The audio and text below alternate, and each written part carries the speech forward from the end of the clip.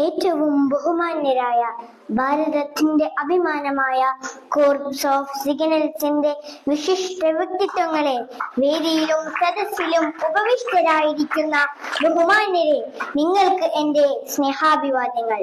നാം ഏവരും വളരെ അധികം ഗൗരവത്തോടെ മനസ്സിലാക്കുകയും ഉൾക്കൊള്ളുകയും ചെയ്യേണ്ടുന്ന സുപ്രധാനമായ ഒരു വിഷയത്തെ പുരസ്കരിച്ചാണ് ഇന്നു ഞാൻ സംസാരിക്കുന്നത്. മാനവരാശി അതിന്റെ ആദ്യം മുതൽ ഒട്ടനവധി ദുരന്തങ്ങളും വൈതരണികളും കടമ്പകളും നേരിടുകയും ആ പ്രതിസന്ധികൾ അഖിലവും നിഷ്പ്രയാസം തരണം ചെയ്യുകയും ചെയ്തിട്ടുണ്ട്.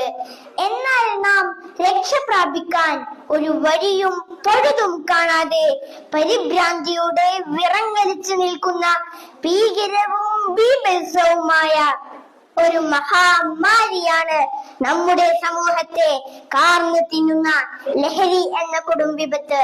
മദ്യവും മയക്കുമരുന്നുമൊക്കെ ഉപയോഗിച്ചു തുടങ്ങുന്ന പ്രായം മുമ്പത്തേക്കാൾ ഭയാനകമായി താഴേക്ക് വന്നിരിക്കുന്നു. 16ഉം 17ഉം ഒക്കെ ആയിരുന്നത് ഇപ്പോൾ 12ഉം 14ഉം വയസ്സായി കുറഞ്ഞിരിക്കുന്നു. ലഹരി ഉപയോഗം മാരകമായ ഒരു വിപത്തായി മാറിയിരിക്കുന്നു. ലഹരി മരുന്നിനോടുള്ള അടിമത്വം വ്യക്തിക്കും കുടുംബത്തിനും മാത്രമല്ല നാശനഷ്ടങ്ങൾ വരുത്തി വെക്കുന്നത്, മറിച്ച് സമൂഹത്തിന്റെ ആരോഗ്യവും സാമ്പത്തിക സാംസ്കാരിക സുസ്ഥിരതയും അത് നശിപ്പിക്കുന്നു. തുടക്കത്തിൽ രസത്തിനും കൗതുകത്തിനും ഉപയോഗിക്കുന്ന ലഹരി മരുന്നുകൾ കവർന്നെടുക്കുന്നതും തകർത്തെറിയുന്നതും ജീവിതത്തിന്റെ സർവ വർണ്ണങ്ങളെയും അഭിലാഷങ്ങളെയുമാണ്.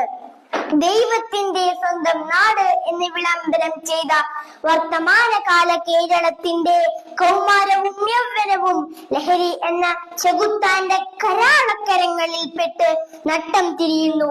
ജന്മം നൽകിയ മാതാവിനെ ജനിപ്പിച്ചതിന്റെ കടം വീട്ടാൻ ഞാൻ കഴുത്തറുത്ത് കൊന്നിരിക്കുന്നു എന്ന് പൊതുസമൂഹത്തോട് പൈശാചികമായ ചേഷ്ടയിൽ വിളിച്ചു പറയുന്ന യൗവനവും പ്രിയപ്പെട്ട മാതാവിനെ ചുറ്റികൾക്ക് തലയോട്ടി അടിച്ചു പൊട്ടിച്ച് കൊലപ്പെടുത്ത ശ്രമിക്കുന്നതും, ഒരേ ഉദരത്തിൽ ജനിച്ചു വളർന്ന പ്രിയപ്പെട്ടവനായ തന്റെ കുഞ്ഞനുജന്റെ കപാലം ചുറ്റികക്ക് അടിച്ചു പൊട്ടിച്ച് നിഷ്കരുണം കൊന്നുകളയുന്നതും, വാർദ്ധക്യത്തിലെത്തിയ മുത്തശ്ശനെയും മുത്തശ്ശിയെയും തല്ലിക്കൊല്ലുന്നതും, ഒരേ ഉദരത്തിൽ ജനിച്ചു വളർന്ന് കൂടെ ജീവിച്ച തന്റെ സഹോദരിയുടെ പുണ്യമേനിയിൽ രതിക്രീഡയാൽ നൃത്തമാടുന്നതിലേക്കും കേരളത്തിന്റെ കൗമാരത്തെയും യൗവനത്തെയും സാംസ്കാരികമായി തകർത്തെറിഞ്ഞത് ലഹരി എന്ന കൊടും പാഷാണമല്ലാതെ മറ്റാരാണ്?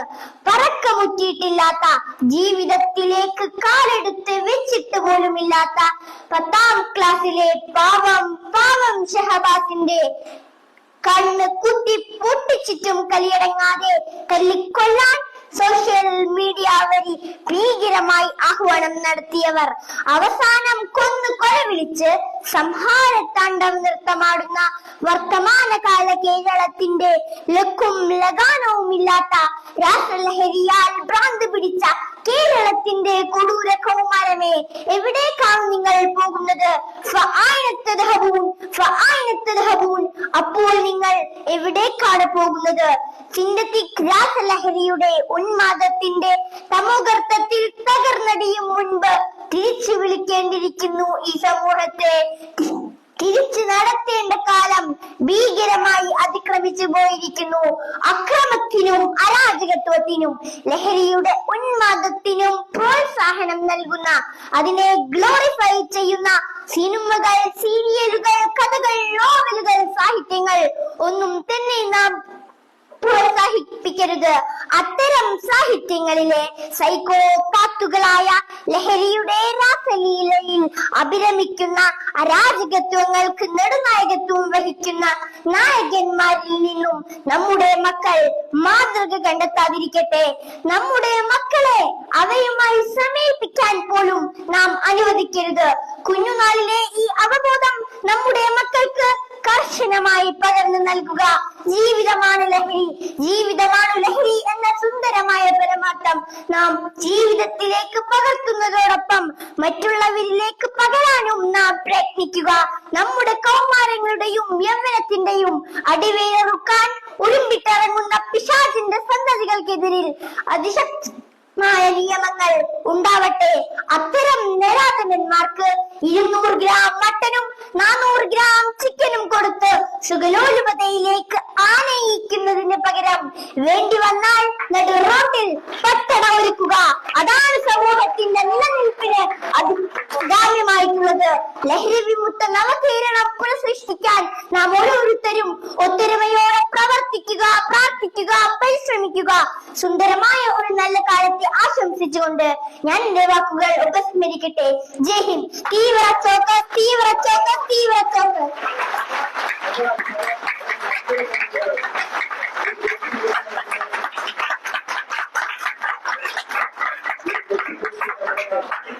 നിർമ്മാണമായ വലിയ സാറിന്റെ കൂടിയാണ്. എല്ലാവരും കയ്യിൽ വീണ്ടും കൊടുക്കുക.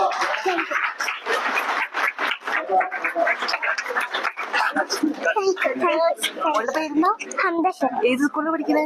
ഇസ്ലാമിക് ഇവിടെ അടുത്ത